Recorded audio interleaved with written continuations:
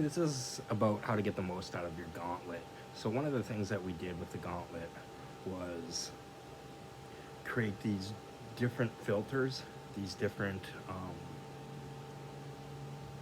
these different visual representations of our readings from our robotic sensors and our other tools and our cameras and whatever else we have going on in our gauntlet there. What we did is, have you ever seen like spectral layers where they create this different visual representation and you can analyze things about the audio and get things out of the audio and stuff? That's essentially what we're trying to do here, is create, so when we analyze particles, when we analyze materials, or we analyze extracts from materials and stuff like that, that we can see it on a number of different levels. Um, we can analyze it with a number of different sensors and get a number of different ways of looking at it from each sensor. So um, the other thing is you want to do is you want to add things like reverb and wah to your test, and see what it looks like on all the different screens, like on all the different filters and all the different views and all the different radars and readings and measurements that you're taking. You want to take something and you want to test for it, but then you want to like add wah wah pedal and test for it, and reverb and test for it, um, or magnetism and test for it, or ionization or whatever. Or exactly, you just want to kind of add an effects chain, because you don't notice something. You might do something to a particle, but you don't notice it until you add the effects. And when you add the effects, you really notice what you did to the particle. So it's kind of like very much like an effects chain, where you create an advanced effects chain to sort of exaggerate what was really going on, or what really occurred with that particle, or with that extract, or with this measurement, or with this analysis, or whatever the deal is. So that's one of the things that you want to do. Next thing I was going to talk about was extracts. It's nice to look at building things and inventing things with materials and the materials you have, but realistically, the materials you have are all the extracts. Everything that you can extract from every material, from every vegetable, from every grain of dirt or rock or anything. That's not just a rock, that's not just a vegetable, that is all of its extracts combined together. And you want to break it up into all the extracts. And you essentially want to build stuff from the extract layer, the layer of everything, where you have a lot more stuff to work with. And that's how you want to approach constructing stuff. Like when you're testing stuff, you're testing like chemical composition or biological composition or whatever it is in the gauntlet. You know what I mean? You're trying to get it to flare up with some reverb and some wah or whatever. You know what I mean? You want to combine two extracts now, and you want to see what happened down the reverb wah chain. Now you want to switch the extracts and find two different extracts and see what happened down the reverb wah chain, so you get an idea of what is actually the subtle differences and what is actually occurring here. That also leads me to permutating the grains, and hopefully I'll remember my electricity test. But permutating the grains, that's essentially just like taking grains and biologically engineering grains and trying to create healthier, different types of different flavors, trying to get actual different like smoky type of flavors that if you smoke, or because I'm a smoker, right? I like peppered steak or something like that, right? Exactly. So I like the smoky kind of flavor. Trying to permutate the grains and these healthy, permutate vitamins even if you want. I don't know, but biologically or biologically, genetically engineer the grains, and this is just about growing in general. You want to create these different environments and test growing, and then you want to create like almost like a Mars environment and try to grow the same stuff and see what happens. Then you want to create like a Jupiter environment and grow the same stuff and see what happens, and try to get it to grow in the Jupiter environment.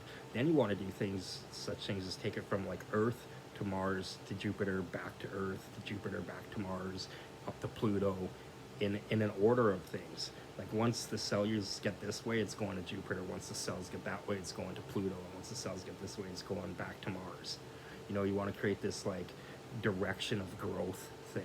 where you're controlling the direction of which it's developing and growing, um, and use such things as the environment, genetically engineering, sourcing nutrients and sourcing minerals and sourcing synthetic nutrients or artificial nutrients and artificial minerals, and trying to learn from your artificial nature stuff.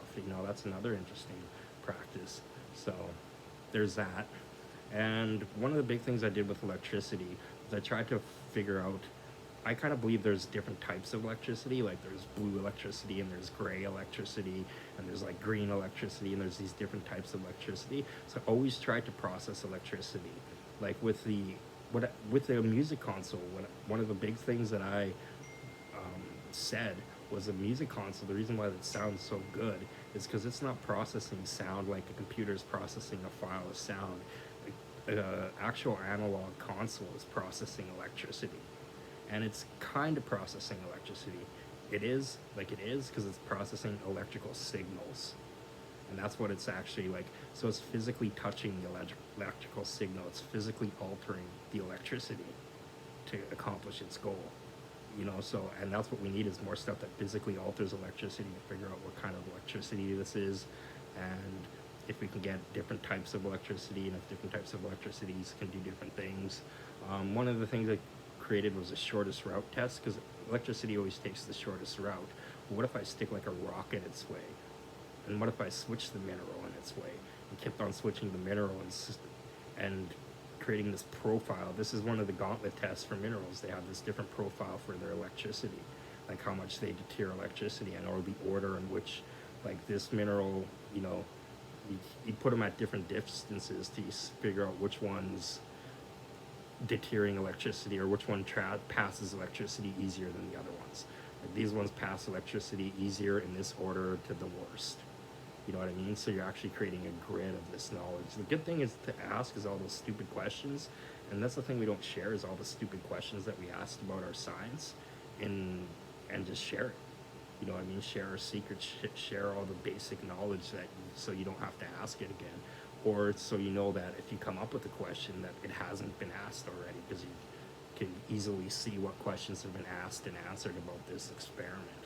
You know what I mean? So that's one of the things that I would do if I was into going into laboratories. I'd reorganize them so it's easy to understand what they're trying to do and what's already been looked at. Like what they've just organize things so it's easy for anyone to just walk in there and have a theory. You just want to walk in there, have a theory, and see if they have the answers yet. You want to walk in there, have a theory, see if they have the answers yet. If they don't have the answers yet, you want to come up with a way to figure out these answers. And that's a lot of what you do, is you come up with these laboratories like the Gauntlet and so forth to figure out answers to questions.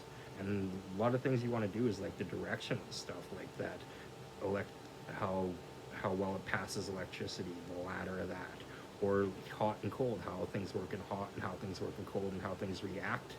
It's not just how they work in hot and cold, but how it reacts. Like some of them will have great differences, some of them will have small differences, some of them are going to have no differences. So the reaction, or the from hot to cold differences is like important. It's like a ladder, it's like a scale, it's like a grid that you can paint out and use and fill in all the extracts and all the materials into this grid. You know what I mean? Just like elements. So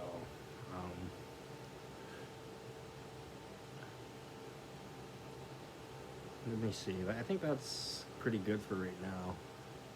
There's probably some stuff that's going to concern me with your safety and your behaving, and but like I said, I use robots. I don't know.